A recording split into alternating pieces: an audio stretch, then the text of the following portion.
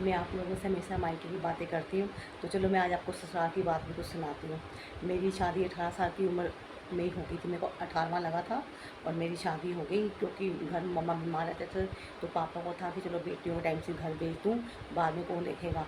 तो मेरी शादी हो गई, तो मेरे हस्बैंड मेरे से 9 साल बड़े हैं, तो चलो उस टाइम चलता था। मेरी शादी में आगे शादी करके, अब मेरी उम्र छोटी थी और मुझे खेलने कूदने का बहुत शौक था, बचपना मुझ में अभी भी बहुत ज़्यादा, आप लोग देखते होंगे।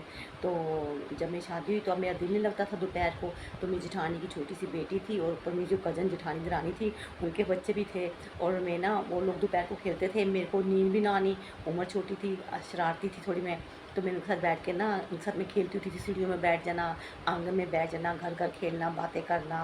तो एक दिन ना मैं बैठी हुई थी, मैंने ना उनकी गुड़िया लेके गोदी में ऐसे करी कि सो जा ऐसे। तो मेरी सासू माँ जी कहते हैं, जो चाई जी थे मेरे सासू माँ, वो कहते हैं हर टाइम गुड़ियों के साथ खेलती रहती है, इसकी बेटी ना पैदा हो जाए जो हर टाइम इसके गोद में गुड़िया रहती है। तो मैंने हंस देना, मैं मुझे कुछ नॉलेज ही नहीं थी, और मेरे को ये भी नहीं पता मैं इतनी जल्दी माँ भी बन गई थी। चलो कोई बात नहीं है ना, तो कुदरत की देन है, भगवान का प्रसाद है, मतलब भगवान की देन है, जो भी है समझो आप, है ना।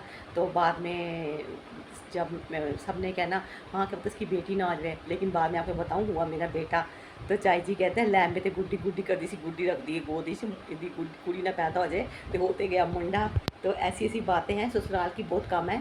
ये लोग थोड़े सीरियस थे, मतलब कम बात करते थे, वो बीले थे, लेकिन फिर भी अच्छे हैं, बहुत अच्छे हैं मेरे ससुराल वाले। लेकिन ये बात भी मेरे एक ससुराल से जुड़ी हुई है, जो मैंने आपको सुनाई है।